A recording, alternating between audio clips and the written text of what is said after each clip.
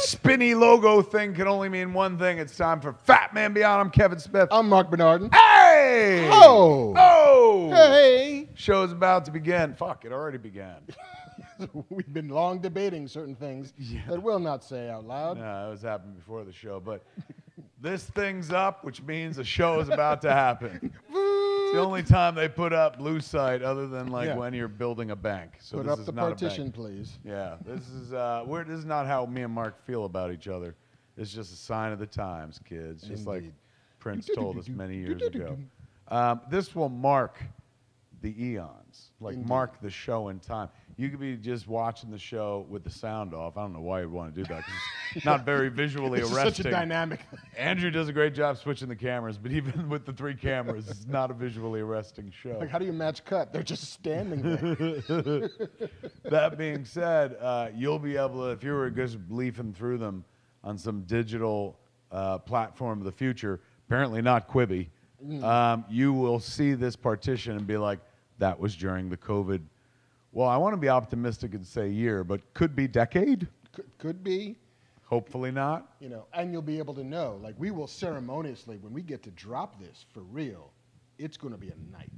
That's true. You know how they raise a fucking banner, like when they retire a hockey jersey or something? We're going to make a big fucking this place is going to be packed, and we're going to use the scissors to simultaneously cut those strings to throw off the shackles of that. It'll say mission accomplished on the side. And the mission will be nowhere near accomplished, but we'll do it anyway. Mission accomplished, underline, we beat COVID. And we as triple underline, meaning us right here. Breathing free. Until then, this is going on. But that ain't going to stop the news. This will stop the spread of germs between me and Mark. I'm talking about this shit like it's the first time it's been up. It's been up for like 6 months at this point. This may stop germs from going back and forth, but it ain't going to stop the news from coming back and forth. Nope. And that's why I came here tonight, rushed out apparently in my fucking bathrobe. You can tell I'm fast giving up. I'm just like, you know what? This is fine. Free show. It's a free show, I says to myself. I was like, nobody's expecting me to dress up. If I'm comfortable in this, I'm wearing this. I was laying around the house watching, this is so fucked up. It's kind of tied to our show. So remember we talked about there was like a Spanish genre superhero show? on Netflix. On Netflix. So I went and found it because I said, like, I'm gonna watch it. And I assumed you'd watch it, but I don't. You didn't? It didn't happen. Spoke for myself. In any event, I went looking for it and I found it. And my wife was there and I was like, ooh, can we watch this? Because I said that I was gonna watch this. And she's like, what is it? And I was like, it's subtitled, which she watches a fuck ton of subtitled programs. She watches all the crime shows from around the world, so she's constantly reading programs. So the way I knew she would react poorly to it being a genre thing, so but I figured if I went in with like it's subtitled, That makes it classy. a little bit, right? And so I was like, all right, it's subtitles. She said, what is it? I was like, it's a superhero thing. She goes, I'm not watching that. And I said, come on. And I went to show it to her. And she goes, look, I love reading stuff. Like, I'm not going to read about superheroes. She was like, what's the one right there? And it's called Money Heist. Have you seen it? I haven't. I've heard of it. Terrible title. Well, Terrible American title. The name of the show, it's from Spain. España. Mark, I don't know if you've ever heard of this place. España. I love that because throughout the whole show, like, you know, oh my God, they speak so fast, so rapidly. But every once in a while, you just hear the lisp come in where they're like, Policía. You know, we go, Policía. And they hit the so hard, it's like skidding. Like, it's like a race car going fast, hitting oil slick, going Policía, and then right back on track. So cool. Stylized with an inch of its life.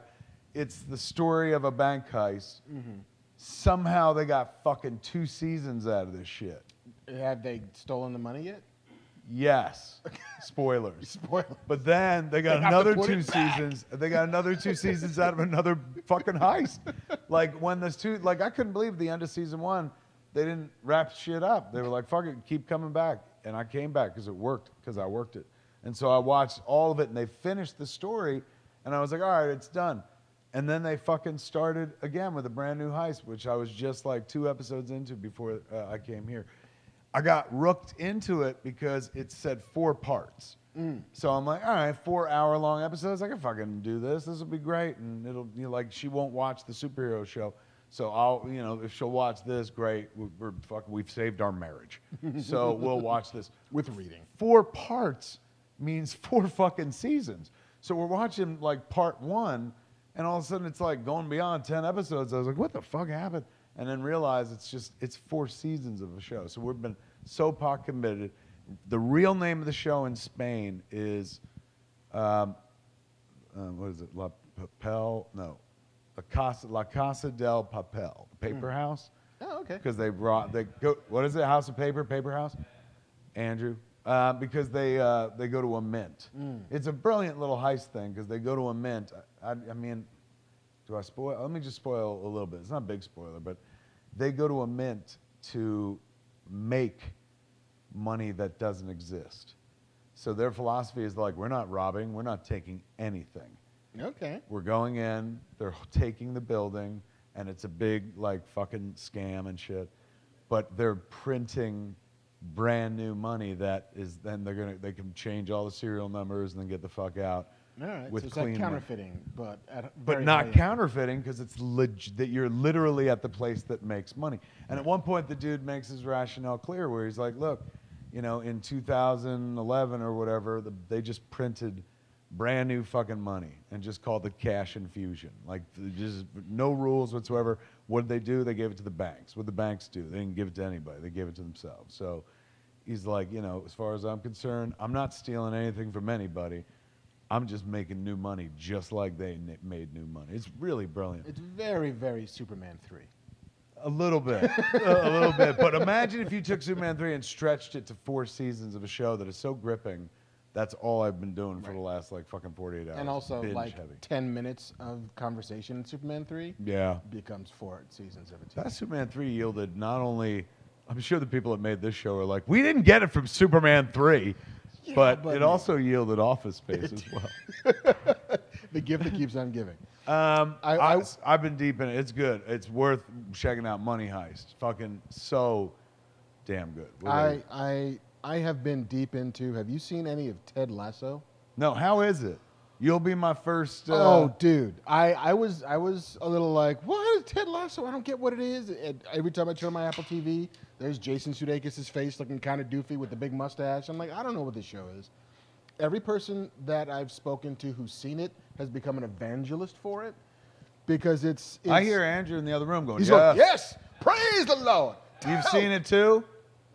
Tell that man story. What's the story? Is it soccer? It's a collegiate American football coach takes a job in the UK as the coach of like a Premier League football team. Right.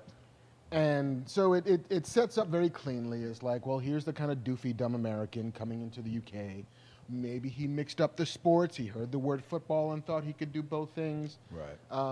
And he's going to make an ass out of himself. And, it's culture clash, right? But it is, the closest analogy I can make to it as far as a sitcom goes is Parks and Recreation, which is Leslie Knope is the biggest cheerleader for the goodness of government that has ever been, especially local government. Mm. And she never flags in her belief that local government can actually make your life better. And Ted Lasso believes 100% that he's a good coach. And what makes a good coach is making the players better people. And he's like, I don't care if we win or we lose, but as long as these guys like get a little bit better human beings, that's a win. And his level of undiminishable optimism is the perfect thing right now. Like it is very much the half-hour antidote for what ails. You sold me. How many episodes? I don't even know. I want to say it's like 10 total, half hour, 35 minutes each. The easiest watch. I keep seeing it whenever I open Apple TV. It's Jason Sudeikis in my face. But the casting is great. It is a joy to watch in a way I did not expect it to be.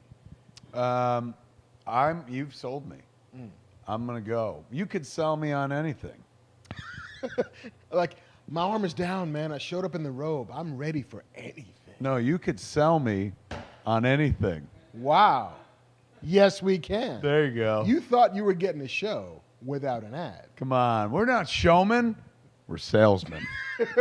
And we're here to sell you something, ladies and gentlemen. There is a sponsor for this here episode of Fat Man Beyond. This episode of Fat Man Beyond sponsored by the good folks at Manscaped.com, man. The Lawnmower 3.0. They're the folks that made the Lawnmower 3.0.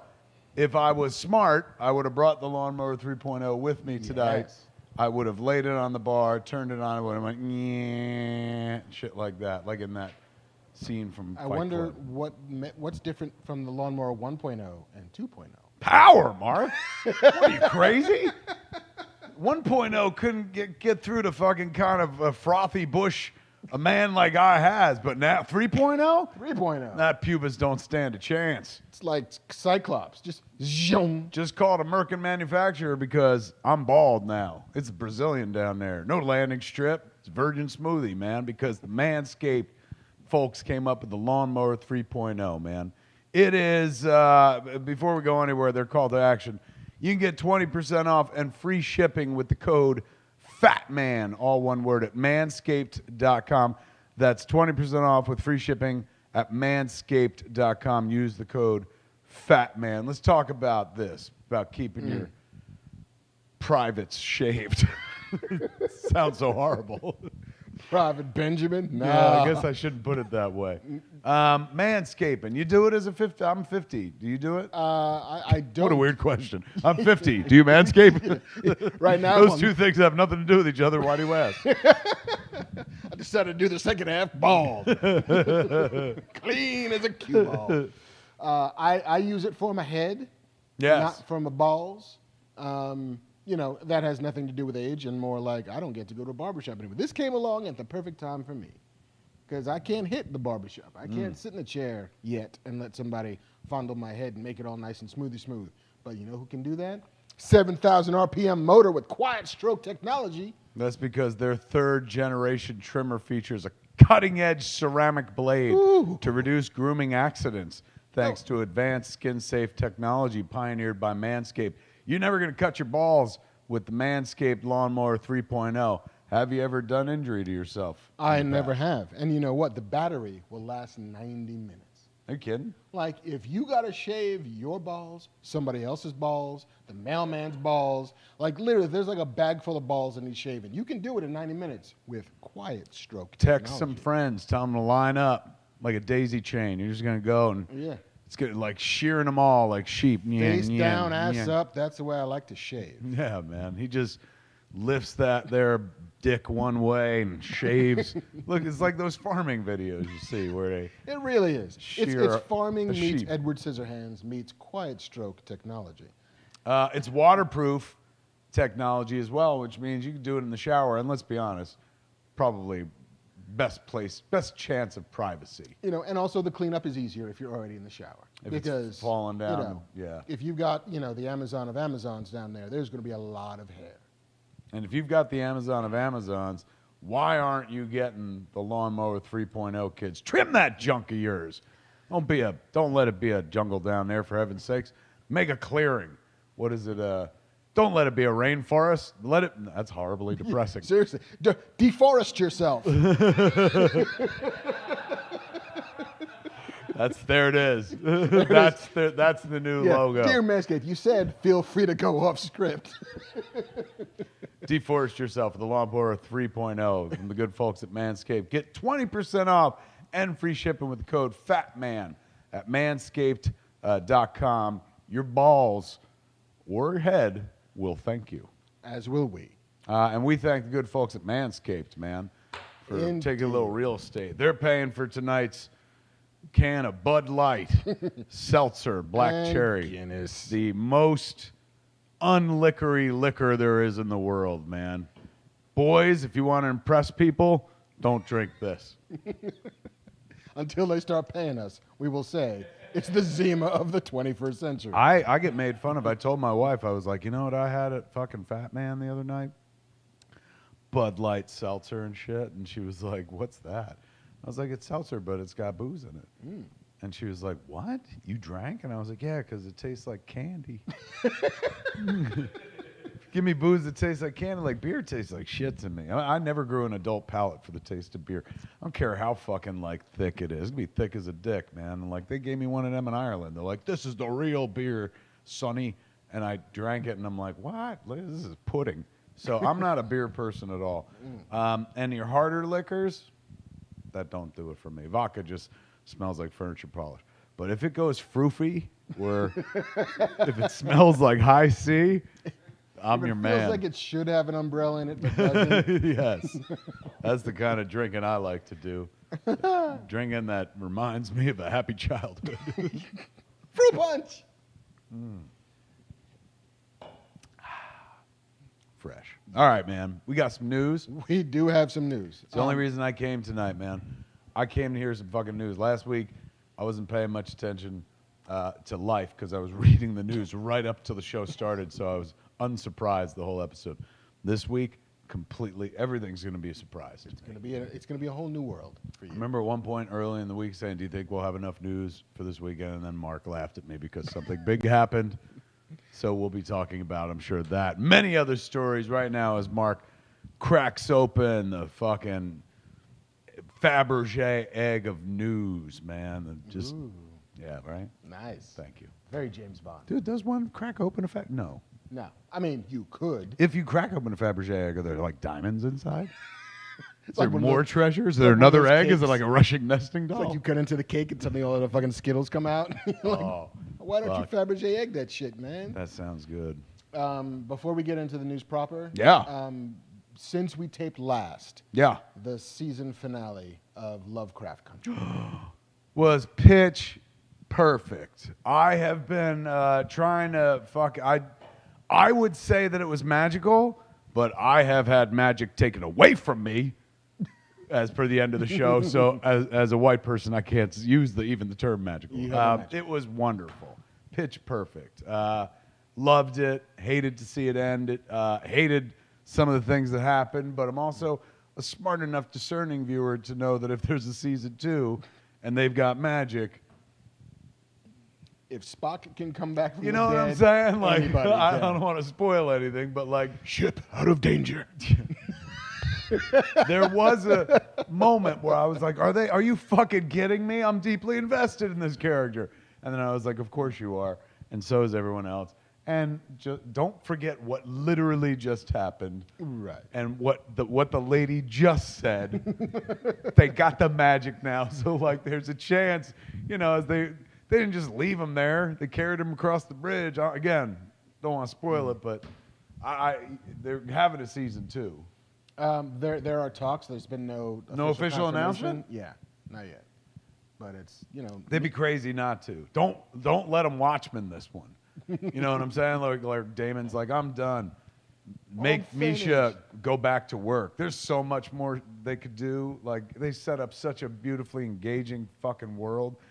Turned D into a fucking badass at the end. How awesome was that? And also like at one point there, remember when he gets the book and he was just like somebody in an overcoat with a metal arm pushed me through like. You know what I'm saying? I know what you're saying. So good. What'd you think of it? Loved it. I was a little less enamored with it than you were. What? Ship out of danger? I still love the show for what it is, and Yeah. I love the crazy wild reaches that it made. And I remember early on we were talking about it that it was a show that seemed not overly interested in narrative as much as it was interested in emotional experience. Yes. And like what it made you feel at the end of every episode. And it was all kind of like little short stories that were kind of connected by this gossamer thread of plot. And I feel like what kind of happened in the final episode was it suddenly then had to be about narrative again because it wanted to land this bird Right. and start connecting storylines and resolving plot threads and all that stuff. And for me, it didn't resonate the same way that some of the earlier episodes did. There's a lot of it that I really, really liked, but my overall experience was, I kind of wish it was like one or the other. I kind of wish it didn't feel the need to do this and just be its own thing again. Sounds like you needed one of these. I might have needed a lot of those. But I still am so glad that show exists. I'm so glad that it got the love that it got. The fact that there's conversations about a season 2 makes me incredibly happy because I'm very curious about, A, how they made season 1. Luckily, HBO is giving us that look in a creating Lovecraft Country, crafting Lovecraft Country. Oh, behind the scenes? Airing on Monday is, a bunch of, it used to be a thing you'd see on a DVD extra, but it's a half-an-hour kind of docu-special about how... And now they're like, we need content. That's a show. People love it. Just put it on the air. Nobody buys DVDs. That's going to be on Monday, whatever Monday is. Today's the 24th, so the 26th. I'm in. I loved it. I thought it was awesome. My tastes are not nearly as refined as Mark's. So clearly, it's it's so impressive. It's so, like, I'll never be that creative and shit like that. But you were like, I'm taking notes. I have notes. Have thoughts. If you could go back in time, if Mark had a time machine, you'd see him stop at various points through history. While Orson Welles is making Citizen Kane, Mark would be like, I have notes. I would like to see that film. I'd like to see that little time machine. It's like, hey George, I'm just saying, the first half hour is a little wonky, man, and maybe he should... Wait, which era? The Lucas. Which era, though?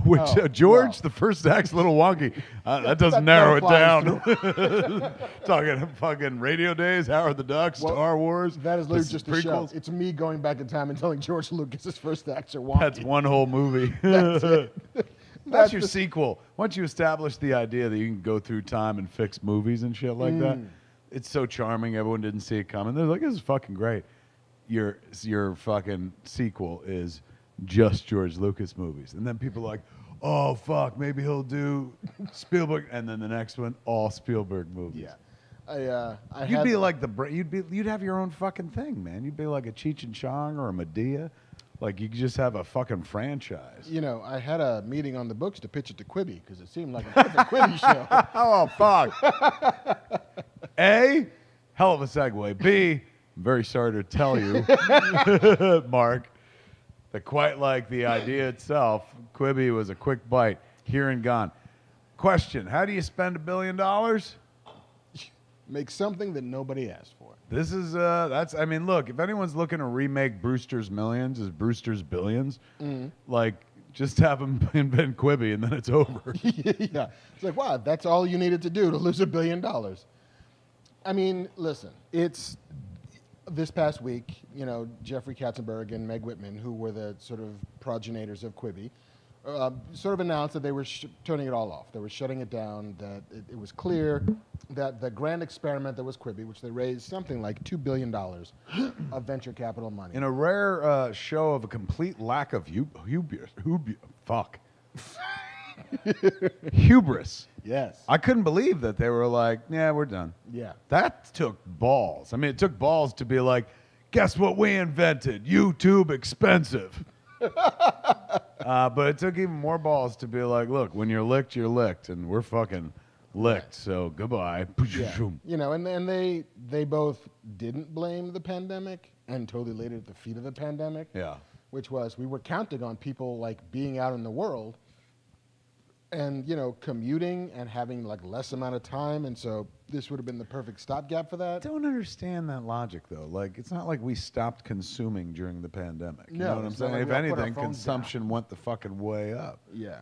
But even on your phone, like, I just never bought that as a whole, like, oh, man, like, fucking, we launched during the pandemic. It's like, other than cost, because you are asking people to pay for a service, you couldn't have asked for a more captive audience than the last 6 to 8 months, right? Absolutely. It seems hubris is a good word for it, in that theoretically there is nothing wrong with the idea of giving people short-form entertainment. No way, man. It is YouTube. It is TikTok. It is having sex with me. Very quick bite. Yeah. It's over.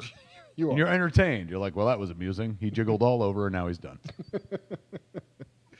But it seems like the spending the money to kind of redefine the experience of watching a thing on your phone.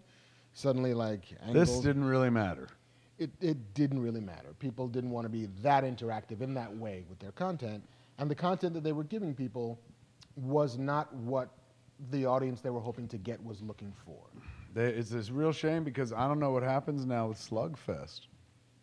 Yeah. Slugfest was the series that that I did the narration for, the Russo brothers series with the kids who did Batman and Bill. Mm-hmm.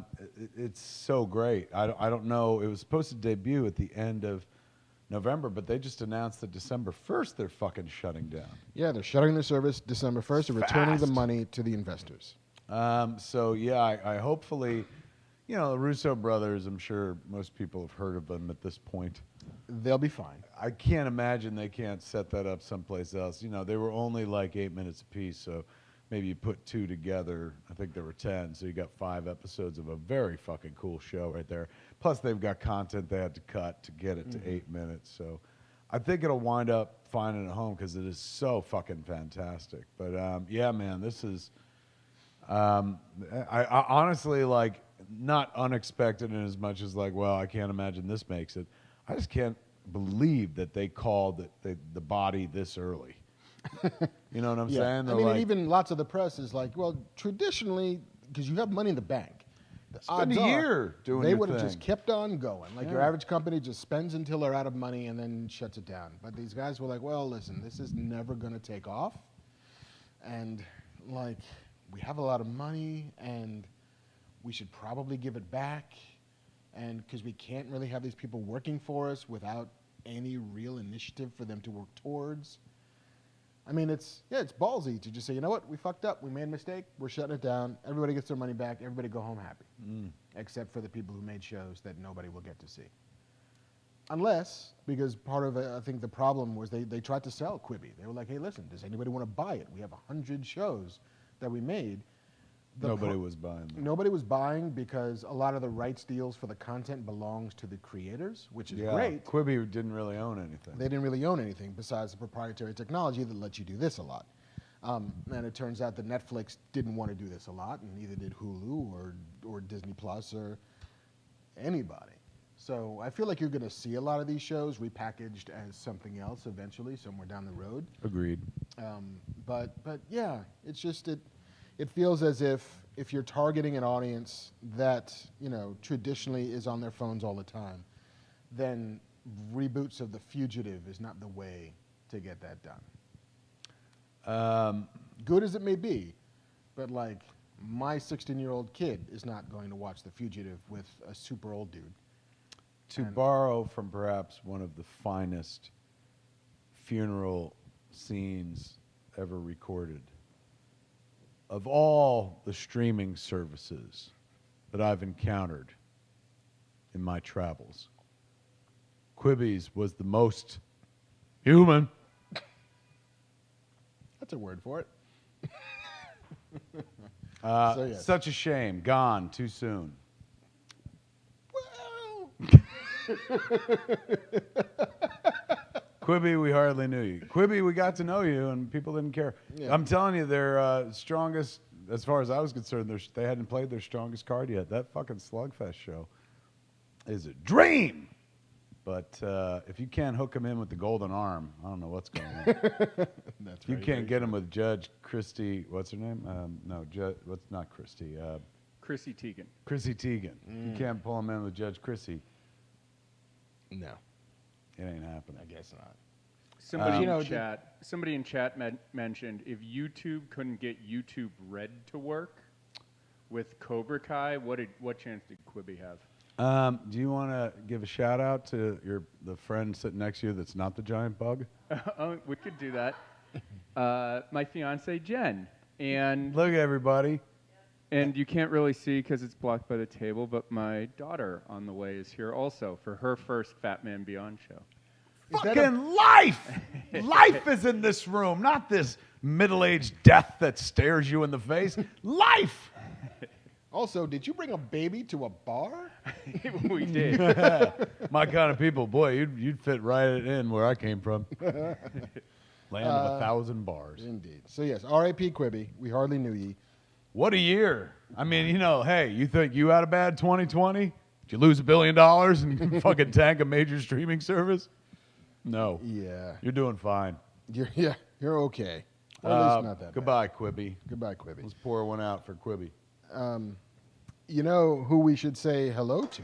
Why, hello. We say hello to Bud Light Seltzer number 2. Ooh. Shit's about to take off. You're going to hear my real feelings on the death of Quibi in a second. It's you, breast! Hey, so you know how Zack Snyder is making a Justice League movie again? Fuck yeah, he is. And it's like less movie and more a TV show. It's a streaming series now. It's a like 4 streaming parts series. of it. Getting And- bigger and bigger. And you know how like these are less reshoots and more I'm just making a movie? Yes. Yes. Yes. I mean, I'm not intimately involved with the production, but from everything I've always understood, there's a lot to get in order to make it a movie. And Yes. so they're getting it, sounds like. They're getting it. Jared Leto, who Everyone's favorite Joker. everybody's favorite Joker, There he is. Remember that? yeah, has joined the quote-unquote reshoots for the Snyder Cut. Now, he was not in BVS, Nope. nor was he in Justice League. No. He was in Suicide Squad, Indeed. which was set in the Zack Snyder universe. Indeed. So this counts. This makes sense. Sure. I mean, I mean, great. I'm all for it, man. Are you kidding me? Bring them all in, man. you know, he's gonna be in it. I don't know why suddenly I'm sounding like, fucking Elmer Fudd or Porky Pig. He's gonna be in it. He is going to be in it. As is Joe Manganiello. Joe's in it. Joe Manganiello's going to be in it. Deathstroke is also Star of Jay and Silent Bob reboot, amongst other things. Indeed. He's coming back. He's coming back. Yeah. Again, it's all like it's. Well, I mean, cool. all right, here, dream scene, because now you've got Deathstroke and the Joker. Yes. And from news reports I've read that Ben Affleck is back on set shooting this week or Indeed. something. Yep. Perhaps we finally see the crossover of Batfleck and Leto Joker and Manganiello Deathstroke. Like maybe they're all in a scene together. That's cool. I mean, we've never seen that before. We never have. And, So it's less finishing scenes. I would make me sign up for 8. Yeah, it's new. It's just creating a new movie. I'm all for it, man. Keep piling them in there. Yeah. Ben Affleck, Ray Fisher, and Amber Heard are currently part of the shooting that's underway. Amber Heard was in Justice League, correct? She was. For like a few seconds. He Yes. goes to get the trident, his mom's trident. Indeed. Meanwhile, Henry Cavill Superman and Gal Gadot's Wonder Woman were noticeably absent from the report. Huh. And Cavill has explicitly told Collider he won't be shooting anything new for the 4-hour HBO Max series. Remembering, this at one point was a trilogy that was then cut down to a 2-parter Yes. that was then turned into a single movie. Yes. Which movie are they making? I mean, they might be making an unheard of 4th version of this movie. I mean, with four separate hours, it sounds like it's going to be every incarnation of the Justice League in one. Yeah. At the very least, it's probably the 2-parter, because Zach doesn't make short movies, so if each one of those was going to be 2 hours each, then that times out to your 4 hours. Mm-hmm. But yeah, they're spending a boatload of money on it. I'm $70 in. million for now. I'm in. Look, I got HBO Max, so I'm already in, man. You ain't got to sell me. I'm pre-sold. My only question, Mark, when, how much, where? Well, I guess we know where. Why? We know why. So we're answering most of this. Yes, Yeah. really just when and How much? Well, we know how much. 4 Yeah. hours worth of it. So For you- when? Right, and how much? Free for you because you already paid for Because it. I already pay for it. Which I don't. Yeah, it's not free, but. So when? When are they saying? I think it's 2021. Woohoo! Something to live for. Same time they'll be doing that Peacemaker series, right? Yes. Yeah, that's currently, like, James Gunn is writing those now, and I think production is going to start as soon as you can kind of produce stuff, and now they have time because Suicide Squad's not out until next year. Yeah. Damn you, COVID. You saw the artwork from Empire? Yeah, James Gunn put it on his Instagram. Every Do we have actor it or no? Put it on the Instagram. Do we not have that artwork? Yeah. Probably best that we don't, because every time we fucking show something, we get pulled off of fucking YouTube. Anyone ever figure out what that was all about? Apparently. What happened, JC? Why'd we get yanked down that one The time? last time, so I thought if we muted it, we'd be okay. Still no. But they have some image recognition, and CBS Viacom, I guess, just doesn't want anybody sharing the stand stuff except for them, because they knocked us. Yeah, we were That pulled down real that quick. worked for Quibi. The idea of no screenshots. Quibi will live forever. Well, fair enough. I guess we can't look at the cover of Empire. If you're watching this on the internet, if you're watching this show, chances are you've already seen the artwork. Yes, the But if only you faces haven't, you get to see now are these. This is it. This is the Suicide Squad right here. If you haven't seen it yet, go look at. There are 2 covers. One that's like the newsstand cover, Right. and then a cover for subscribers. The newsstand cover is like the cast all mean faced, and the subscriber cover is the cast with James Gunn, and they're all smiling and stuff. But you get your first look at King Shark. It's the best ridiculous image ever. It's like there's a shark just standing there in jeans. Not nearly as realistic looking as the one from CW. Like Yeah. they went out on the CW one. This one looks like they're like, look, it's funny. we're not gonna make him look fucking crazy. It's a shark dude. Realistic, yeah, it's a shark man walking around. It's like one step shy of like Sharknado. Rat catcher is cool. I didn't know that she would have like rats to play with and stuff. Vermin on the cover. The whole thing fucking looks great. Everybody wins. So yeah, there's going to be a lot of shit in the Snyder Cut that nobody knew was going to be in the Snyder Cut. And yeah, it's a just full-on brand new thing. Can't wait. Power to him. I'll be texting Joe to be like, what do you know? Tell me things, Joe. Yeah, tell me some shit. He's like, why don't you ask Batman? And I'm like, I only ask him for one favor a decade, and I've already used mine. So, And then some. Tim Burton. what a genius! See Dumbo? I never actually did see Dumbo. Fucking pretty weird and wonderful. Yeah. Yeah, I mean, everyone shit on it, but it's all it did was bite the hand. Like it was an anti-Disney movie. It was kind of crazy. But yeah, Tim Burton, Timbo himself. Timbo himself is coming to television. Oh my God, that's it. Cinema's dead. If even Tim Burton's come to TV, Yeah, fuck you. I'm done.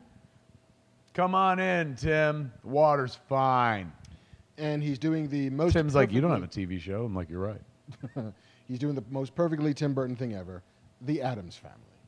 Oh, na-na-na-na. Na-na-na-na. Na-na-na-na. Na-na-na-na. Na-na-na-na. Na-na-na-na. Not original. Na-na-na-na. Been around for a long Sweet. time. Na-na-na-na. Na-na-na-na. Na-na-na-na. They have 2 cartoon Petite. movies, don't they? Aren't They they do. doing a sequel to the cartoon?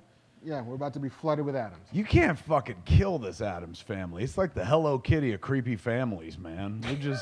It'll always be around. So remember when we were kids, you were either a fucking Addams Family person or a Munsters person? Yes. Guess who won that war? I mean, okay. Fucking Charles Addams, I man. actually don't remember that pop cultural feud. Maybe that was just in my house. It was like It was a Beatles, standard- Rolling Stones, Standard I set for Star Wars, Star Trek.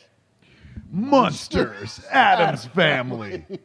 That was when he really wanted to divide a culture. Seriously. Bring it down to its Which base. pasty white people do you like more? Monster White People in Suburbia show. Which one was your jam? and there's dark I shadows. don't know. I honestly, like, as a child, I think I liked the Munsters more just because, and believe me, I wasn't a big Munsters fan, but they had the fucking dragon under the stairs. That was kind of badass. Addams Family was like, I don't know. I didn't. I like the movie better than Barry Sonnenfeld flicks. Yeah, I was never an Addams Family kid growing up, but I Respect for it, but just it wasn't my Yeah. taste. When it went on, I was like, oh, couldn't this have been a cartoon? And then when they did it as a cartoon, I was like, oh man, couldn't they do this live action? Like, I always want what I don't have. Then but I yeah. saw the original comic strip one day by Charles Addams and was like, oh, this is great. But yeah, I was here for Raul Julia. And, and he was Angelica Houston. amazing. That incarnation of it is what made it work for me in any way. Yeah.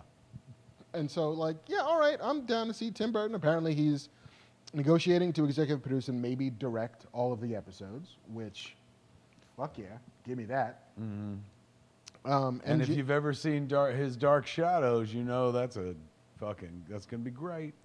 Alfred Goff and Miles Millar. Ooh, Go and Smallville Millar. guys. Are these Goff and Millar? Aren't they the cats that did Smallville? They did Smallville, they did Into the Badlands, and they are the head writers in the show and showrunners, and will executive produce along with Tim Burton. Right on. There's no network as of now, but the package has multiple buyers bidding for it, including Netflix, which sources say is at the top of the list of landing the project. It's happening. Have you guys seen the pictures on the internet of the in-color Addams Family living room? No. It's painted. The walls and the floor are pink because it was always in black and white. I guess the pink gave it the color they wanted in black and white. That's it's crazy if you crazy. Google it. It's really I'll look cool. it up. I remember seeing like an Alfred Hitchcock documentary, and they were talking about how like half of the shit you see in black and white movies are the craziest colors because each of those make a different gray. And so if you actually saw it in color, it would look like a madman's mind. But no, this is exactly how I want the values. I made a black and white movie once. Yeah, was it all like we had purple walls and pink skies Should and have blue seen diamonds? that shit in real life. Actually, yeah, the Quick Stop is ugly as fuck in real life. Like the color pattern. When people walk in, they're like, "What the fuck?" So I guess that's true. So yeah, that is coming at some point, clearly, and I think it's from the perspective of Wednesday Addams. Oh, Your viewpoint character. there you go. That makes sense. Could you get Christina Ricci to come in and play Morticia? Morticia Addams If do a weird? If it were me, that's exactly what I'd be doing. You'd be getting at least associate producer credit for that idea. Yeah, that'd be a great fucking idea. She could totally pull it off, man. Absolutely.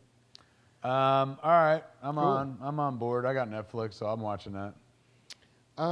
So, we have talked in the past about Battlestar Galactica. I have feelings about Battlestar. We all do, but you did a whole podcast. I did a whole podcast on it. So my feelings, many of them are public record. And I at one point even talked about the fact that when the Peacock had decided they wanted to reboot Battlestar Galactica, and they asked Sam Esmail to oversee that process. The guy from Mr. Robot. The Mr. Robot guy.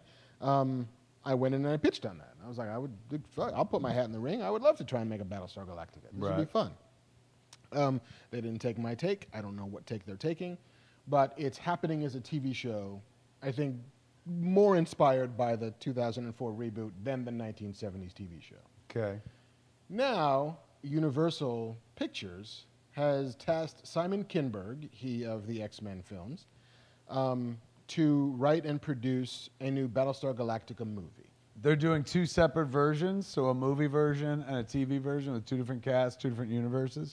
It seems to be. That concept's not fucking strong enough to sustain two incarnations at the same time. No. This ain't fucking CW where you could do the Flash and then have another Flash in the movies and people are like, oh, okay. Like, this is a dumb idea.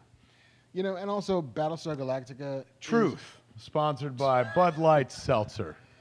A Is rare opinion from Kev Smith. Generally, I'm very up and positive about shit, but I'm going to tell you right now, this is goofy. In Seltzer Veritas. Yeah, this is a dumb idea. Don't do this.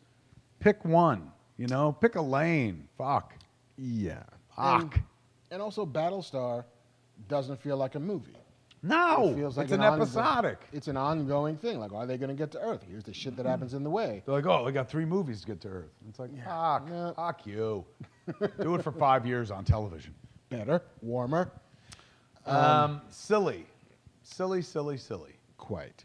It is It's unclear. not a case where I'm like, you know what? I'll take all the Battlestar I can get.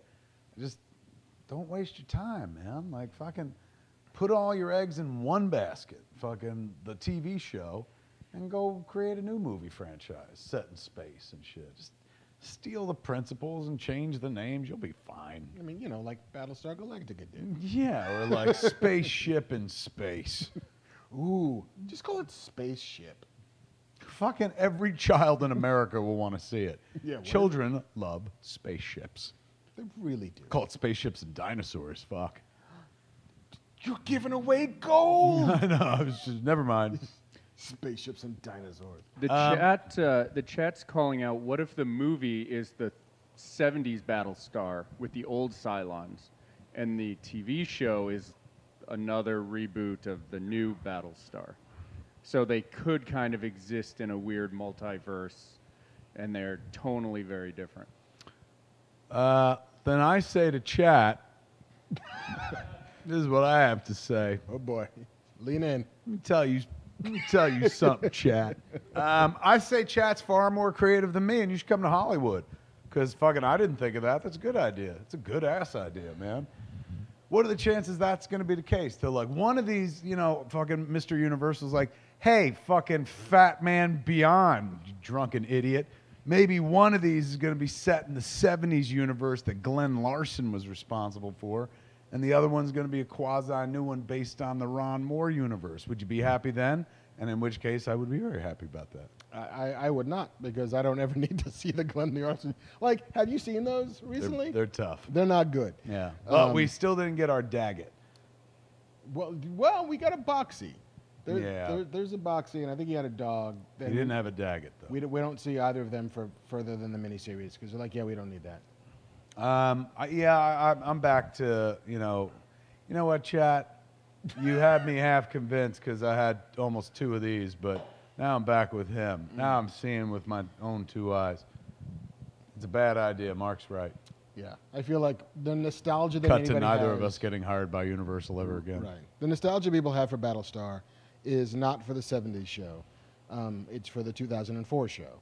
And you're already doing an update of the 2004 show. So nostalgia as a resource only goes but so far. Yeah, you can't double dip in the nostalgia, man. No. You can't do it. You can't do it. The man said. Moving on. Moving on. Hey, Willow's back. Speaking of nostalgia. This fucking guy. Yeah, God bless him. Ron Howard been talking about this for a red hot minute, hinting that this could be a possibility. I'm happy for all involved, but, number You're not a one, Willow where's kid? Mad Mardigan? I'm sure they will cast a man What, a new one? Is it a prequel? Is it a sequel? It's What a is sequel. Warwick Davis is back as Willow. Back, but as a sequel? Yeah. So then get Val Kilmer in that motherfucker, man. You need some Mad Mardigan in there. Otherwise, it ain't Willow. Well, I guess it is Willow if you got Willow. Thoughts? You happy about it? Listen, I was not a Willow kid growing up. Who was? Lots of people were. What? Did I hear you, Andrew? You liked it? What about JC? You're a big Lucasfilm guy. Did it extend even to the world of Willow? I think I've seen it once. I've not been crazy about Willow. I'll probably watch it because I like Warwick Davis. But Yeah. I don't love it. Look, it's Disney. They can do what they want. But is anybody going to sign up going like, I've been holding out. I hear this Mandalorian's good, but I ain't buying that Disney service. And then somebody's like, there's going to be a Willow series. Do you think there's a single person in this world that's like, now you have my money? Like, Willow's like, an awesome get along with everything else where you're like, oh, shit, they did Willow. I might watch that one day, and then you never get to it. But, like, I don't know that that's a driver. It might not be a driver. It might just be a retainer. Do tell. In that, all the Marvel stuff is your driver. Mandalorian is your driver. Like, that's the stuff that will actually get you to say, oh, fuck, I wasn't going to do it. Damn But Skipper. Falcon and Winter Soldier, down. You know, WandaVision, I'm here for it. But then you're like, oh, look at the rest of this other shit that's on fucking Disney Plus. That's cool. I'll hang out for a bit. And so maybe Willow is one of those. That's cool. I'll hang out for a bit, rather than, oh, you're gonna get my $11.99 a month, motherfuckers, and you're not. Don't even try and give it back to me because I'm here for the duration.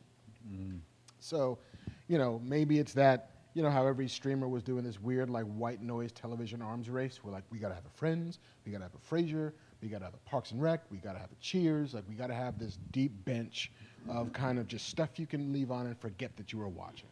Not that Willow's gonna be that, but there's the high and the low of what the streamers look for. I mean, good for them. Happy for all involved. They're all getting to go back. Ron Howard's involved, right? Must be a real kick for him to be like, we're revisiting this shit. Yeah, from Ron Howard's involved. decades ago. John Chu, Crazy Rich Asians director, is directing the pilot and executive producing. Jonathan Kasdan and Wendy Miracle are the showrunners. Oh, she was on Arrow. Yeah, And he was he was the solo kid, right? Indeed. So, like, they got some good people, you know, behind it who know how to make television and tell stories. I support it, but I won't get around to it when it happens very, very soon. Unless somebody's like, oh my God. You got to watch Yeah, this. Willow's a mind fuck. Forget everything you knew about Willow. But yeah, it seems pricey. That ain't cheap, man. You ain't pulling off Willow for $1.05. Even if you got to break out those giant screens, the Mandalorian screens, like, Oh, you know they're breaking out those screens. it's gonna be expensive. You know, go get them. If I was in charge, I'd be like, you sure there ain't one more Marvel series we can do? Like, oh, we got plenty of Marvel series. Yeah, what about, She-Hulk ready? Like, no, but Willow is. Like, Willow, huh? All right, go ahead. Bring it in for, like, $1.05, would you? Bring it in on budget. I will. It's my Ron Howard. I will. Well done. Thanks. All right, Willow's coming. You can't stop it. Willow's coming. You can't stop it. You know what else you can't stop? You can't stop family.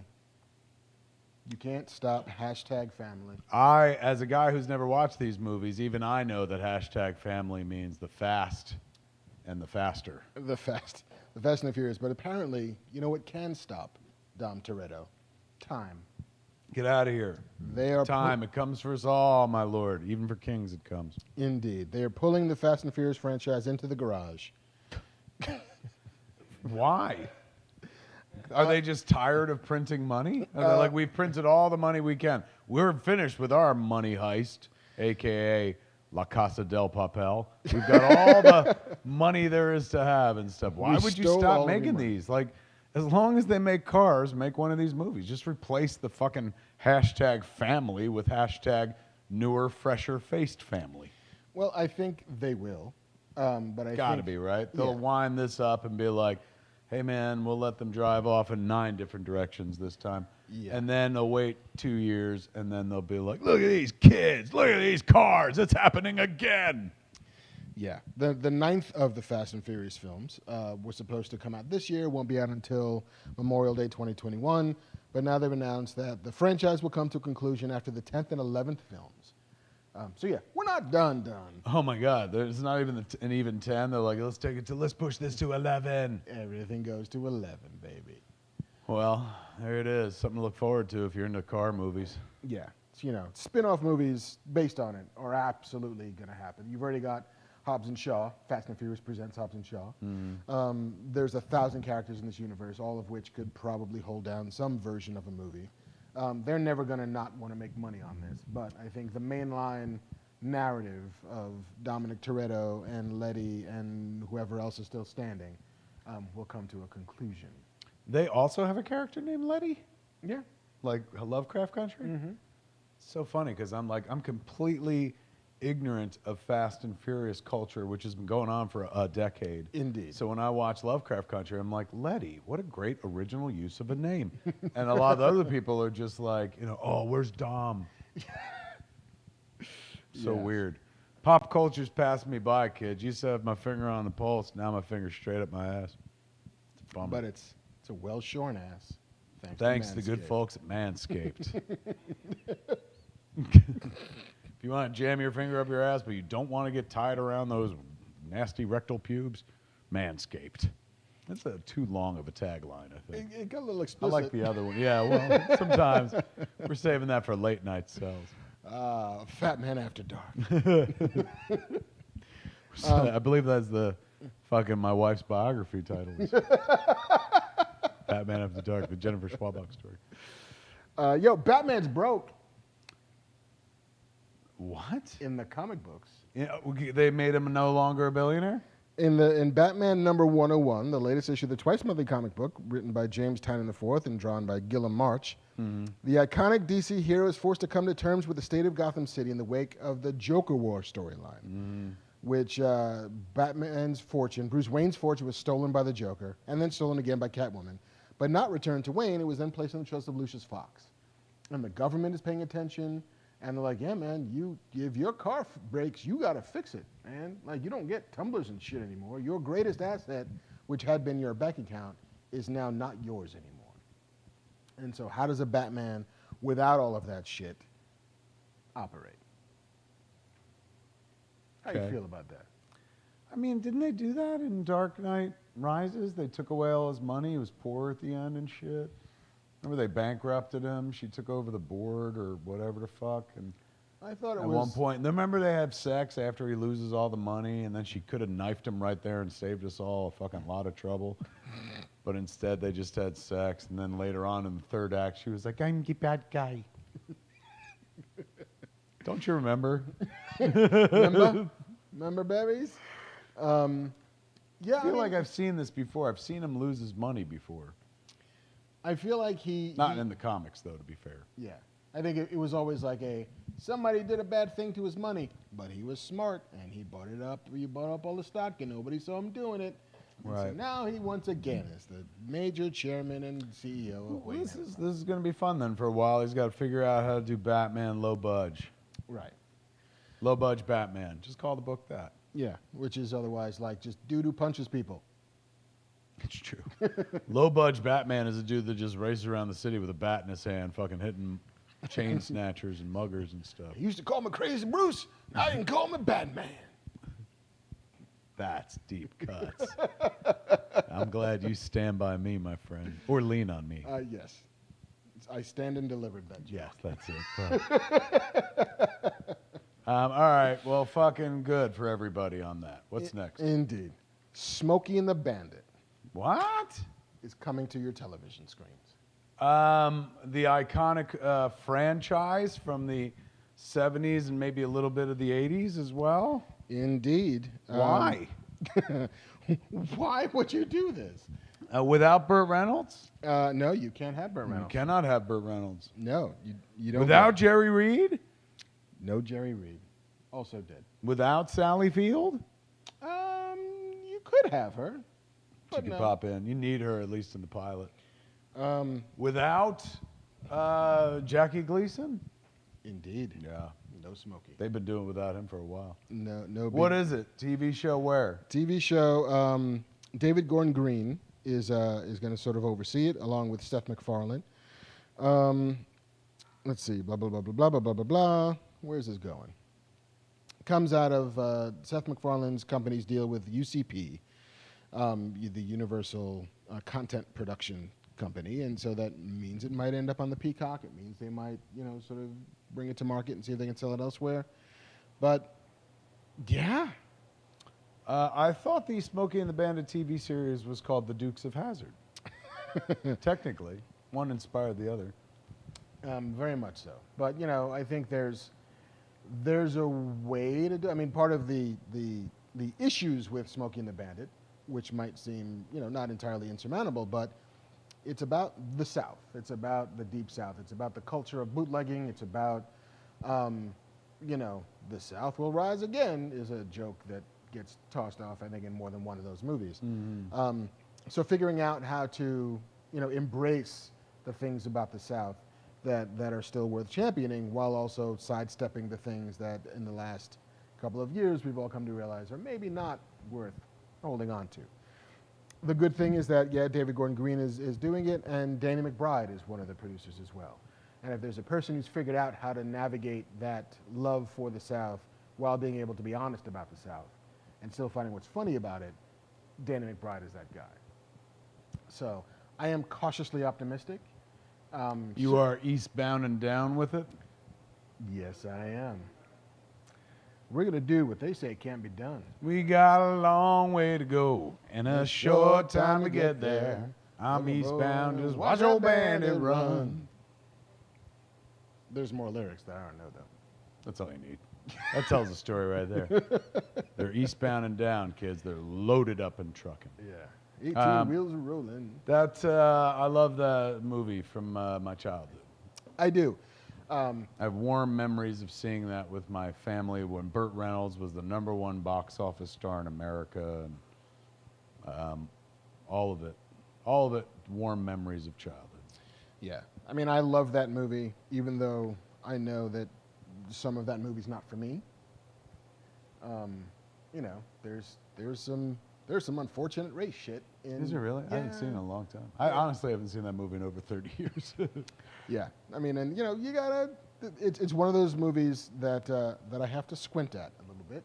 It's like, yeah, I know it was made in '75. And Is it Buford T. Justice? Is he the there's a lot of it. problematic? Yeah. They made you a captain. Really? Yeah. Whoa, Jesus. Yeah. Eastbound and not down with that at all. Not down with the OPP. It turns out. But yeah, so I'm curious, cautiously optimistic, but I do have a love built deep in my soul for cars jumping over shit.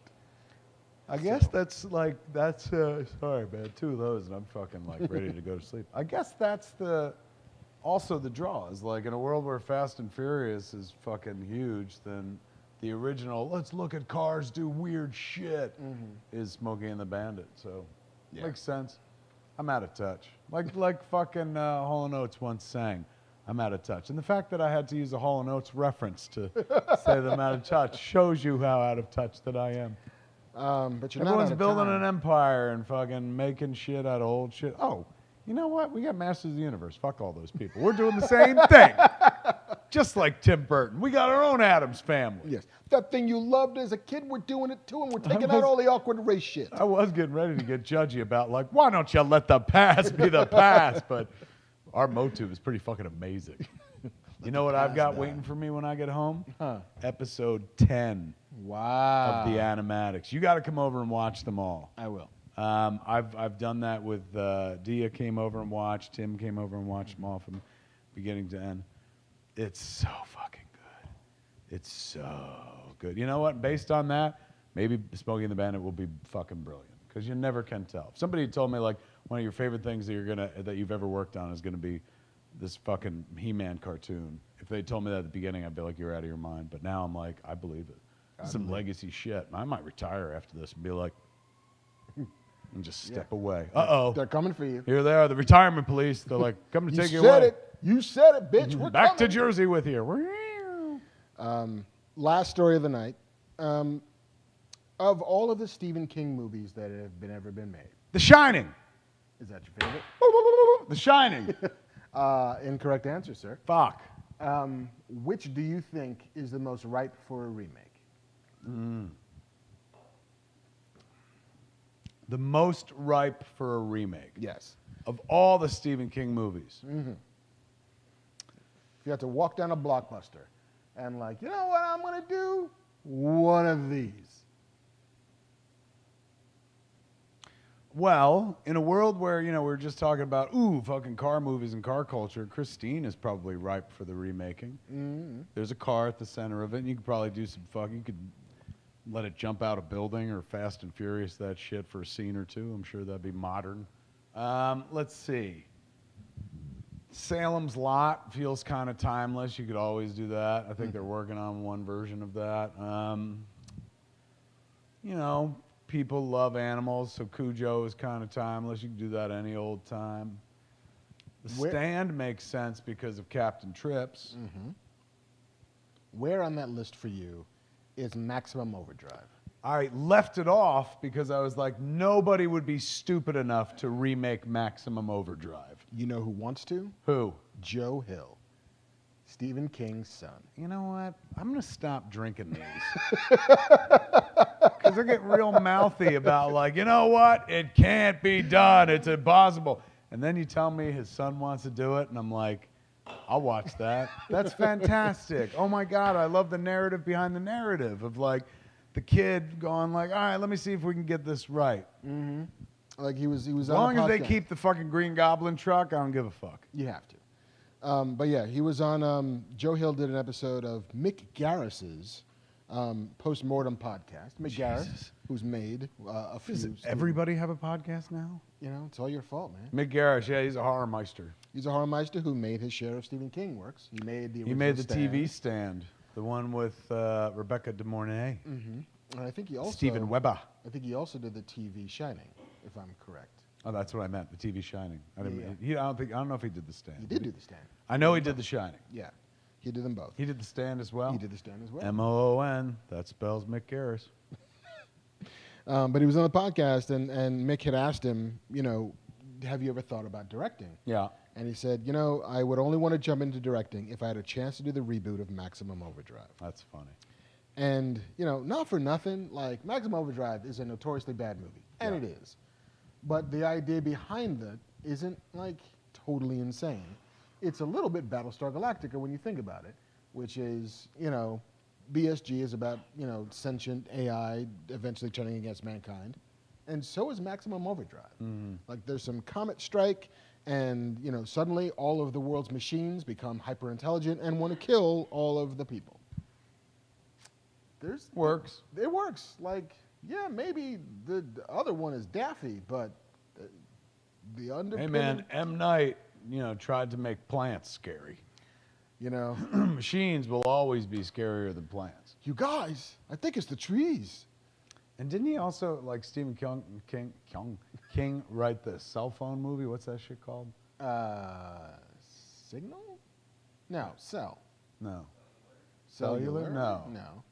I I thought don't that, even think it has like a cell thing in the title, but it's it's a book about murder, like the phones Right. kill people, right? Yeah, I know Michael Crichton also did one called Cell, but Stephen King also did one. But yeah, Well, I look forward to seeing Joe Hill's version of his dad's Maximum Overdrive. and I that spoke is too the soon. only way that I would like to see anybody Agreed. touch that. Co-sign. Is That's that all the Joe. news we got? That's all the news we got, bro. Give it up for Mark. He brought you some fucking news, ladies and gentlemen. Now, we open up the evening to you, the home viewer. I got like a swallow left of this. So that means there's a little more truth coming your way. So ask some questions. JC there, he's going to pick them out of the chat. How's the chat been tonight, JC? Chat's good. Stephen King wrote a book called Cell. Cell. C-E-L-L. I guess you were right. I was fighting Mark. I was king-splaining to Mark that was not the case. We had some good. We had some other good comments. Mr. Mad Crack said, as long as Fast and the Furious 10 is called Fast 10 Your Seatbelts. Ooh, nice. Oh, shit, that's clever. Uh, See, that's why I got to get out of this game. Everyone's way more clever than me. I like When a I good made pun. Clerks, I felt clever, but now I feel like an old man. And where I'm like, I didn't think. It took me a few seconds to put that together. I'm like, Fast 10 Your Seatbelt. Oh, my God, that's brilliant. Well, once we start the podcast, I feel like you'll be back up and running on your Think Fast so? and the Furious. You'll be able to pun like a madman. Fair enough. Good. Thanks for the. I got you. Chris Hausnick thought that Batman must have been a primary investor in Quibi. So I thought that was pretty good. And then we had a lot of comments. I would say it seemed more appropriate that the Flash was an investor in Quibi because came and went.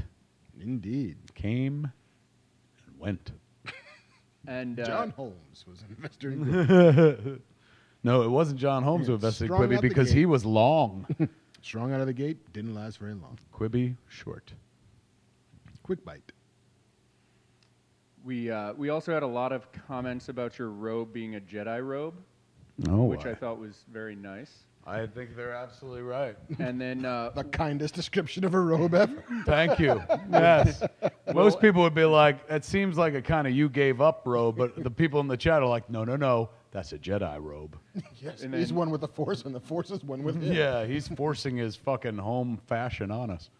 And then There you Will go. F in the chat said he thought you were dressed like the guys in the future from Demolition Man. So you were doing a Demolition Man cosplay. I am cosplaying as fucking Wow. as Simon said.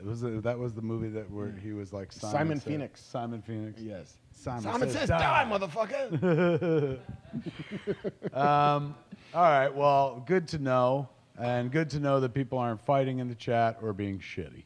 Right. They Thank got your you. guys back. Yes. Good. I look Okay. forward Back to Manscaped coming out with the 3 shells. Yeah. Hell yeah. Okay, question. We have the first question is from Brad Latham. Hey, Brad. He wanted to know if you guys had a genie and you could make 3 wishes, what would those wishes be? Jesus. Oh, just in general. Well, the number 3 wish, of course, is 3 more wishes. Yes. And then that goes on a lifetime. So really, it's only 2 wishes. Did you know that in the traditional myth, there is no lamp? The lamp was an addition by like a French translator to make it a little bit more exotic. What But, was it then? What did the genie live in? the genie wasn't in prison that way. Like you would just stumble upon a dude and like you could ask him questions if you knew he was a genie. But the entire like rubbing of a lamp and the prison version of it, They added that later on. not part of the original lore. Gotta tell you, it captures the imagination. It's like, It's- what do you mean he lives in a lamp? It's not a bad. Not a And bad, it's how young kids first learn what a lamp, an oil lamp, is. right, and slavery. And what? And what now? Hold on. Yes, I guess you're right. Let me see. My 2 wishes then. You know, I'm sure some would be tempted to like go back and undo 2016, but like maybe just make sure that going forward everything's good instead of wishing backwards, wishing forward. I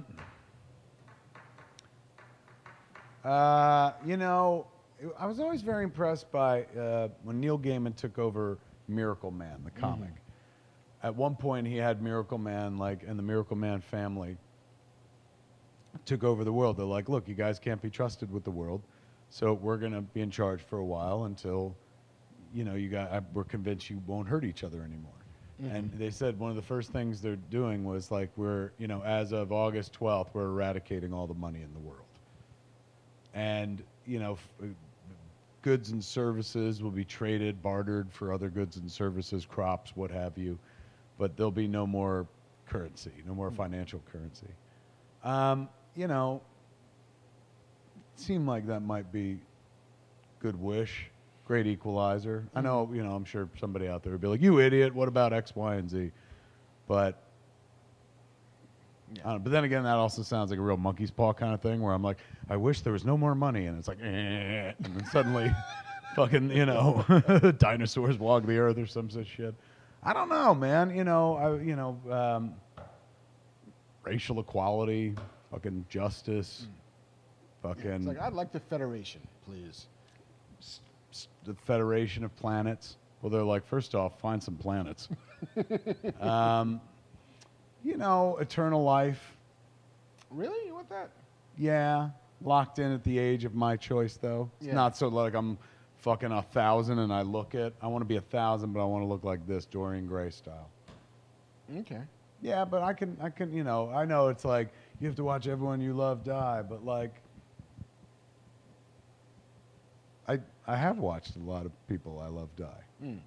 So, I think I can handle glad that ain't gonna happen to me,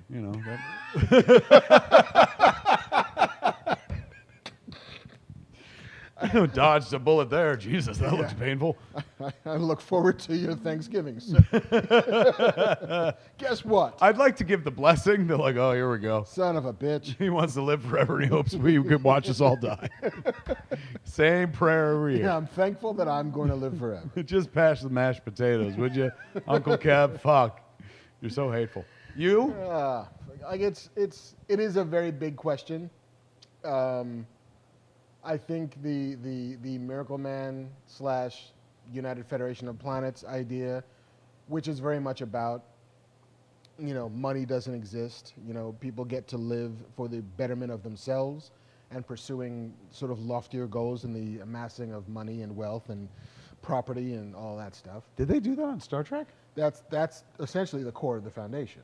I mean, the Federation. They said that in like one of the episodes. Like, we don't have money. Yeah.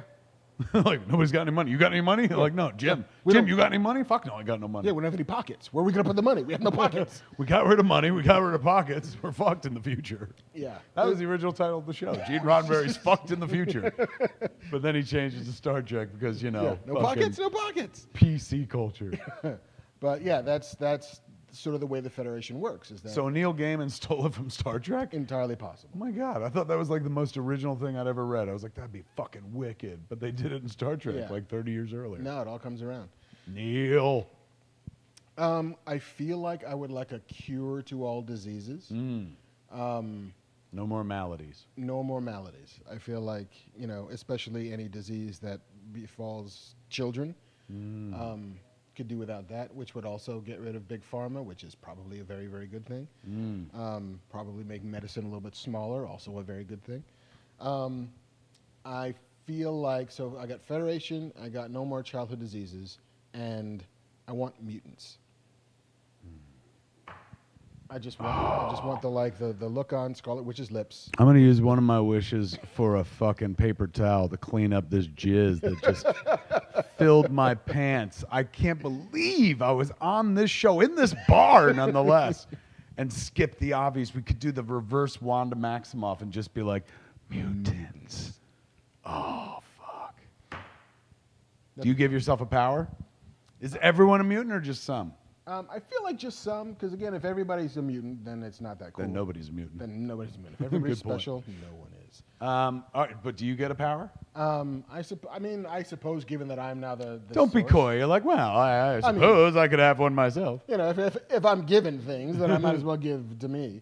I give myself a fucking power. What is it? I love Storm's powers.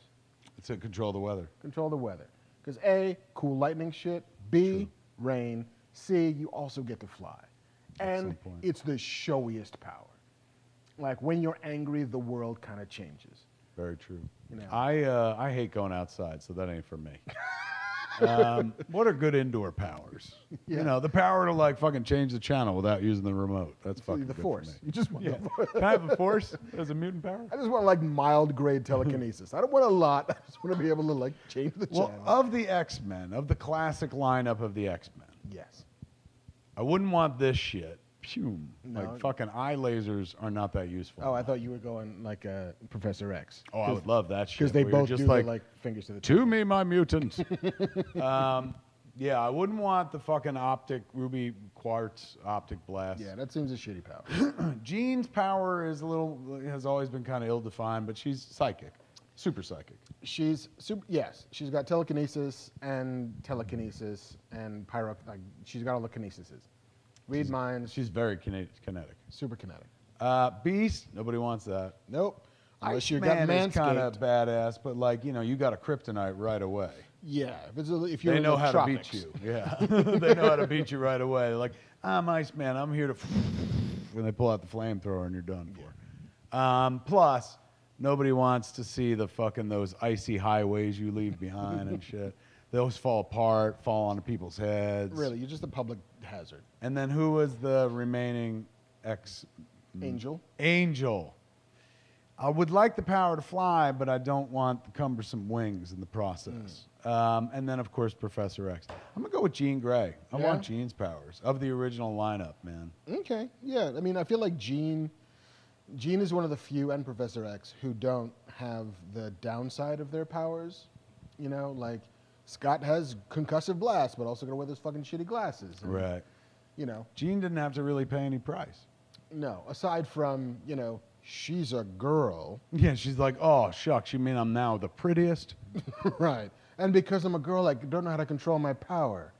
Because again, old white dudes. I are would rather creating be this. Gene over Professor X because he's like, you got to. If you're in charge of a school, you got to do the budgets and shit like that. Paperwork. That seems really boring. You're Gene. You're out in the field. You're saving Scott. Logan's trying to fuck you as well. It's the life of adventure and romance. Professor X is like, I got to deal with school lunches. Yeah, he's just and like busing. they're trying to defund our school. Like, Yeah. I know I'm rich, but I'll take any free money. That's Yeah. how you stay rich. He's just like writing grants. He's just getting drunk and talking to the kids. To me, my mutants. Let me tell you something. Fuck the government. Yeah. Let me tell you about bias and testing. All right, so that's a pretty good answer. I think we did all That right. went pretty far. Well done. Yeah, nice job. All right, next up. All right, this is from Glassmaker 540. Bring it, Glassmaker. Kind of an odd one, but Okay. it's kind of fun. He wants to know, or they want to know, would you rather have a sandwich named after you at a famous deli, Ooh. or a walk-on part in your favorite TV show? And if it's the sandwich, what's the sandwich? What's on it? And if it's the part, or if you like the walk-on part, what's the part and what's the show? Okay, fucking, I right. like this. Yeah, nice one. Yeah, I See, got options. Specific. Very specific. It's like, what are your 3 wishes? Oh, that ain't wishes. It's like the funnest Mad Libs. It just I have to fill in a couple blanks. All right, sandwich. I would choose the TV show over the sandwich because, motherfucker, sandwich. Like, only people that go to the restaurant would ever know.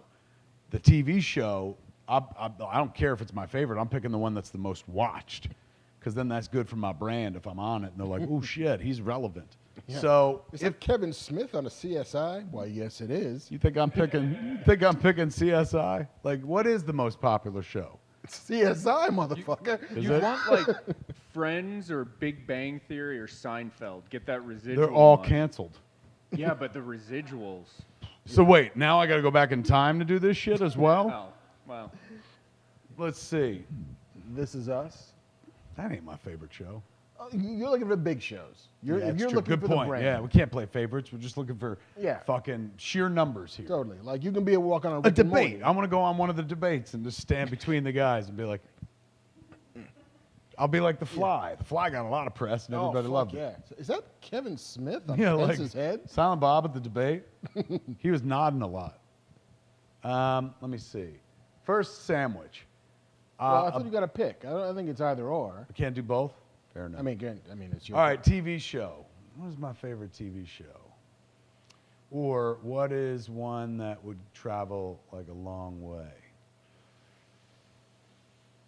All right, I got one. Saturday Night Live. Nice. I want to play a commentator. Well, I want to be on the whole episode, right? It's a walk-on role, though. It's not like you're the star. All right, then I want to be a Weekend Update commentator because that's a chance it could grow into something more. If I was really funny, if I kill, maybe they invite me back. Then I got a job. Ooh. Then there maybe you I'm go. going somewhere in show business finally.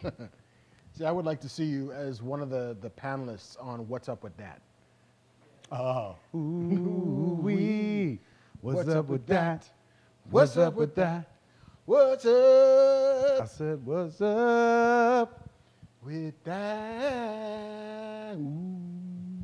If you're gonna go to Scum and Villainy, you better bring a quarter to flip at the bartender after you cut off the guy's arm. I got to spectorate. Thinking Yeah. about spectating. That's me. I'm you. going, it's SNL. But if it's sandwich, a Beyond Burger. Okay. Or a falafel sandwich.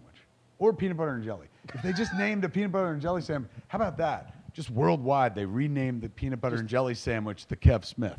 Just tomorrow. Yes. Everybody's like, Kev Smith. Everybody agreed to it and shit. That'd be nice. If I die, work on that. You know what I'm saying? If you got more lives, just be like, this is kooky, but he always wanted the peanut butter and jelly sandwich renamed after him. Might work. Yeah. Get that trending. Yeah, what was the last conversation you had with Kev? Well, here's the thing. He wanted to force himself into everyone's foods. Yes. It wasn't enough that he forced himself into their fucking pop culture. He wanted to invade their favorite foods as well. He really wanted to be in children's mouths. So he said, I want to be named. I want the peanut butter and jelly to now be the Kevin Smith. I go sandwich, 100%. What? Yes. Sandwich over a fucking TV show? You could Okay. be on Star Trek. But it's a walk-on role on Star Trek. Like, Fuck. no, fucking sandwich. Wow. Because What like, happened to you? Star Trek brought you to Hollywood. Dreams of Star Trek. I just remember going, when I worked at Entertainment Weekly, we were a block away from Letterman on Broadway. And so every like fourth or fifth day, we would end up at the Hello Deli for lunch. And seeing the people that got sandwiches named after them was like, come on, Rupert, like I'm in here every fucking week, man. Why do I got a sandwich? And he would never give me a sandwich. What would it be? It would be, What would you call it? The Bernardin? yeah, totally what. Pretty original. Very much. You know what I call it? I call it the Fat Man Delight.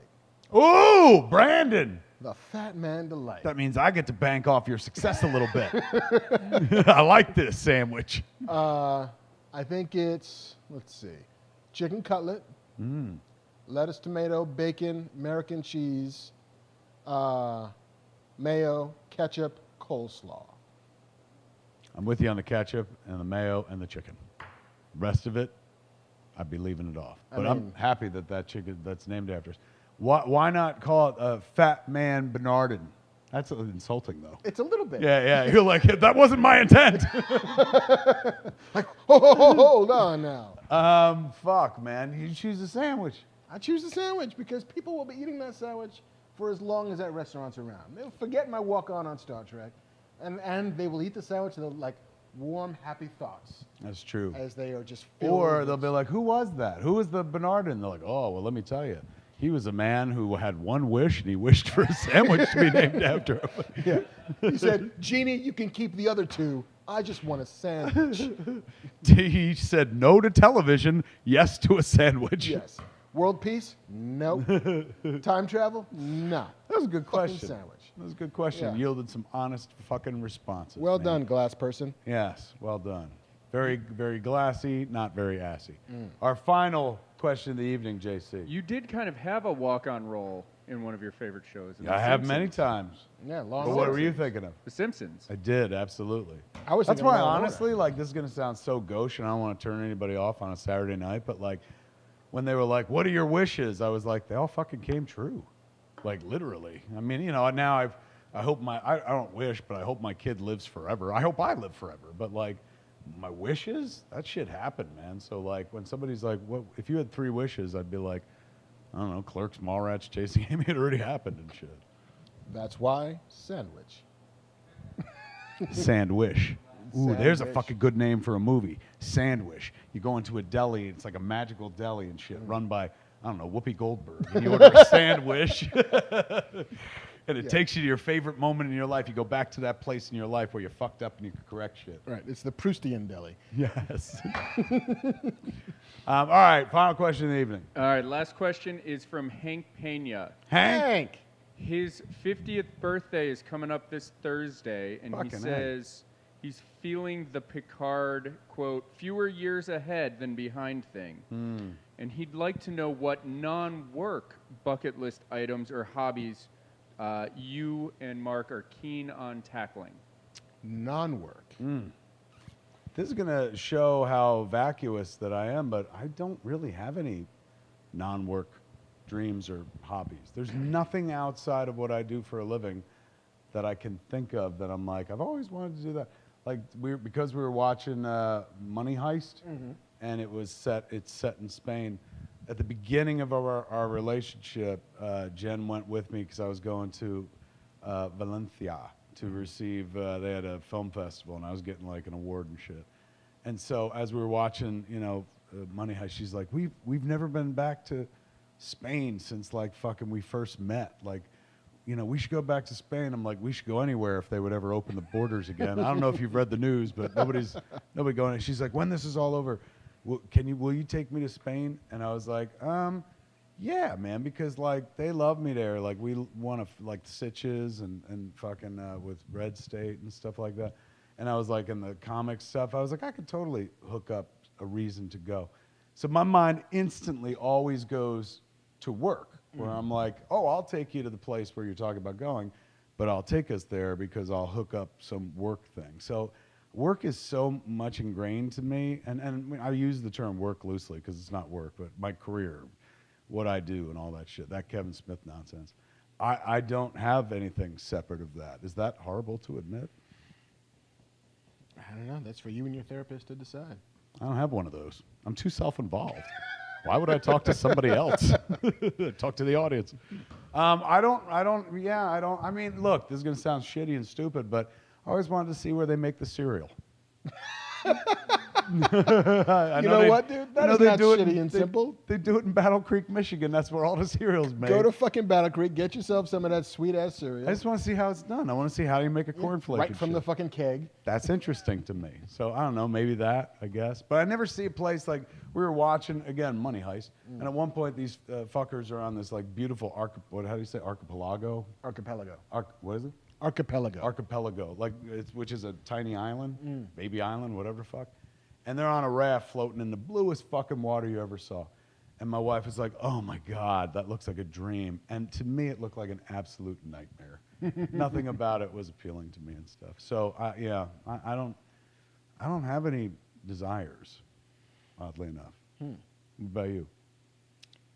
Dallas Cowgirls. All of them. Fucking cheerleaders, man. I just want to be buried up to my... No, that's not true. I was like, we're getting to the heart of shit tonight. Who drank the Bud Seltzers, me or you? Yeah, who drank the actual beer and is feeling strong? Real man's alcohol, as they say. Look at him crushing that can like Dick Dreyfuss in Jaws. With all the strength of a middle-aged professor. It's a travel thing, you know, because I, unlike you, have not, you know, been around the world quite yet. I've seen some shit. I've been some places, but I've always wanted to take the kids on a sort of like heritage vacation. Oh, nice. You know, like we are all, you know, both my wife and I are both from various islands. Right. My wife from Ireland and the UK. And Ireland. And my family hails from Haiti and Barbados and Trinidad. So That's fun. That is wild. You're all island people. All island people. So like taking the kids to this sort of like, let's go to where you come from and what that feels like would, I think, be really, really interesting. But I don't want to jump out of a plane. I think planes, if it's perfectly good, I'm not jumping out of it. I don't really like cruises, so I don't want to do that. You know, like I'm not a beach person. I'm a city person. So, but there's plenty of cities I've never been to, and it would be nice to go and like see some of the world. If there was a reason for somebody to pay for me to do that, even better. But if not, just fucking go in and see some shit. But yeah, the doing of things is not high on my bucket list, but the being of places. That is. I don't have any doing of things, being of places. Living forever, that's the one I'd love to try, but doesn't seem to work for anybody, and I'm not particularly smart, so I'm not going to figure it out any more so than anyone else has. But yeah, there's, you know, I mean, there's like more of what I've done where I'm like, ooh, variations on a theme. I would like to do that again. I would like to make another movie. I'd like to make another TV show or whatever. But nothing that I'm like, you know, one day I'm going to get there.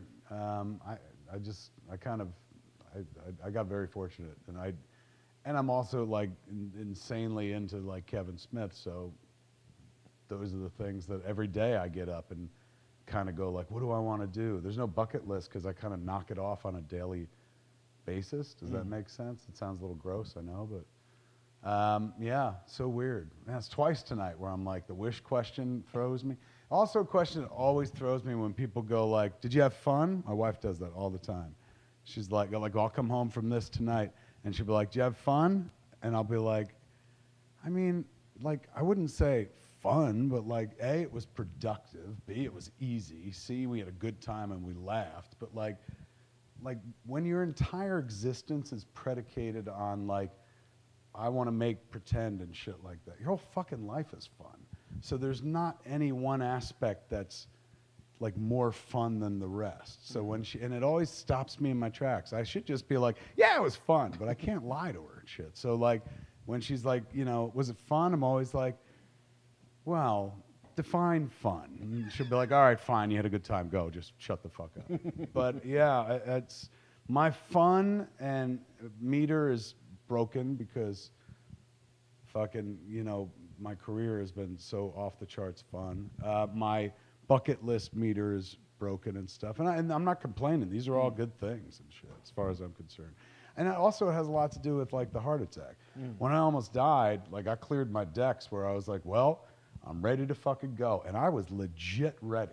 Not like, I want to die, but just like, all right, this is it. The guy said I'm probably going to drop dead.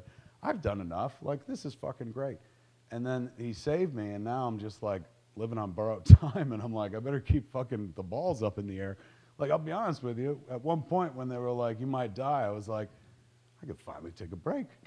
I don't have to think about making a movie, a podcast, or any of that stuff. Because once you turn on the switch, it's a lifetime of that, And I'm not one of those people. I took like 3 years off of making movies once, but I still did everything else and stuff. I could never step away because I know, like, even now, like, I'm not as buried deep in the pop culture as I used to. But I know if I stepped away for, like, I'm going to take a year to myself because I've always wanted to do something. And let's be honest, I guess the sad thing is I've never wanted to do anything that doesn't involve or center around me, is what I guess I'm getting at and stuff. But the notion of taking a year off and then trying to get back into the swing of things and stuff, like, shit moves too fast at this point, man. Like, if you take your head out for a little vacation, they 2 or 3 forget quibbies, come and gone. Yeah, so I'm. It's fun for me to get up every day and try to stay in this business, try to stay relevant. That to me is fun because it's a challenge and there's a fear of, like, what if I get it wrong and what if I'm done at a certain point? That's enough adventure for me. Fair enough. You? Travel.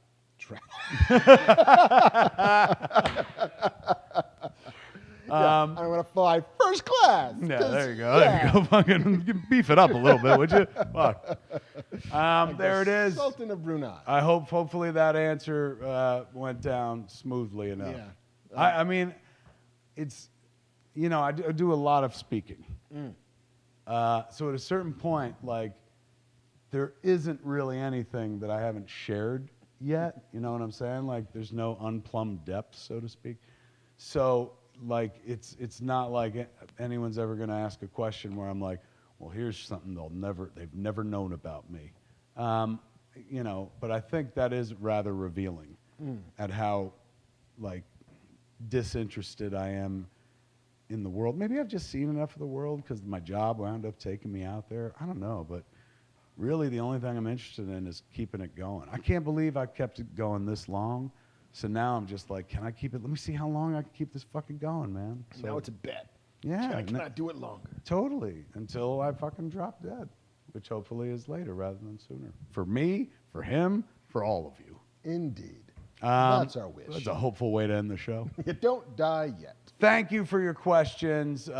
Thanks for hanging out and fucking listening. Did you have a good time, kids? Did you have fun? Fuck yeah, you did. Were you laying around in your robes enjoying the show like I was? I put on actual fucking pants today. He actually got dressed. I'm bottomless under here. You can't see under the bar, thank heavens and stuff. He is Donald ducking like a motherfucker. If you enjoyed this show, there's why you enjoyed the show. Mr. Manscaped himself, Manscaping Marc Bernardin, as we call him, here in the razzling ring of the Scum and Villainy Cantina. Thank you also to our hosts, the J Squared, JC and Jen, owners of this here bar, Scum and Villainy, and their future progeny, who will inherit it when they've left this place. That's all a kid is. Let's hang this albatross around this kid's neck. The inheritor of fucking everything that you own. Give it up for Andrew, without whom there'd be one shot. It'd be like C-SPAN in this motherfucker. So at least we get to switch around, man. Give it up for the only audience we'll ever need, Deacon. He's hanging out over there, man. We do all right tonight, Deacon? Thumbs up, he says. He's so vocal, it's crazy. That's why we have him here, because he livens the room up with his loudness and his laughter. And that's why we have you here, ladies and gentlemen. Thanks for hanging out with us on a Saturday night. We ain't doing this next week, because don't forget, I'm heading to Chicago for Movies is opening October 30th. I'll be there October 30th for the grand opening, October 31st for Halloween. Then me and Jay are doing Jay and Silent Bob Get Old at the McHenry Outdoor Theater, which Deacon, an Illinois native, has informed me is in the middle of nowhere. So you may get lost looking for us. We may all get lost together out there doing a show, ladies and gentlemen. But that's going to be on November 1st. Then I come home on November 2nd, and we're going to do a show that night. We are. Monday before Election Day. We're going to come in here and we're going to do a Get Out the Vote special. I mean, You know. Or let's. I imagine by that point, everyone's already voted. I voted. You vote already? Not yet. No, what? Not yet. Yeah. Are you going to go do it in person or something? I'm going to do it in person. Yeah. Because I all that I'm hearing is that, like, if it's possible to do it in person, it's more advantageous, I think, for the counting of votes. Because, you know, of the way, well, you know, you've all seen how it's going to end up going down, which is, you know, lots of Democrats are voting early because they don't want to expose themselves to the COVID, so it's lots of mail-in voting, lots of, you know, ballot drop boxing, while lots of Republicans are going to vote day of because they apparently don't care that much about that, and also they're not trying as hard to dissuade Republicans from voting the way they are from Democrats. So the night of results are going to be skewed because of, you know, counting of ballots and so forth and so on. So I'm going to vote. I'm voting early but in person, probably on a Devil's Night, the 30th of October. Whoa. Which is when I can vote in person out by me. Well, come on and join us on that Monday night before election, November 2nd, and we'll sit around and tell you what's happening in the news. Can't imagine anything's going to happen newsworthy between now and the whole world waiting bated breath to see this election and whatnot. And we will talk about nerd shit. Yeah, we'll talk about anything but the election, ladies and gentlemen. Promise. You come back November 2nd. It's going to be the non-election Fat Man on Batman. We will have a manic Monday. Yeah, it's going to be a good time. Mando Monday. Mando, why is that comes debut? out Mando Monday! on Friday before that show. Does it really? Oh, Yeah. fuck, you know what we're going to be talking about next episode. Mando! Fucking Mandalorian's back. Baby Yoda's back to save us all from this horrible fucking year. Oh, hell yes. Save us, Baby Yoda. My only hope. Yeah, your only hope indeed. Thank you for hanging out, kids. Go enjoy the rest of your weekend. Go sleep if you're back east. Go watch Saturday Night Live if you're back. Wait, fuck, what time is it? Yeah, well, you can watch it right now. It's 1 10. o'clock in the morning. You've Time already to tune in. You've 10 already PM. missed it. Well, yeah, we missed it because If now you're it's back on east, like you missed 8:30. Remember when we were kids and fucking it was only on at 11:30? Yeah, now yeah. you can watch it at 8:30. Yeah, you have to have like special dispensation from your parents to stay up this late, like severe negotiations like the Yalta conference to be able to stay up to watch it live. Excellent fucking Yalta reference. Fucking Yalta, yo. Well, at the end of the show, he drops Yalta. Everyone's like, this show's a little stupid. And then Mark says Yalta, and they're like, intelligent humor. I was keeping my powder dry.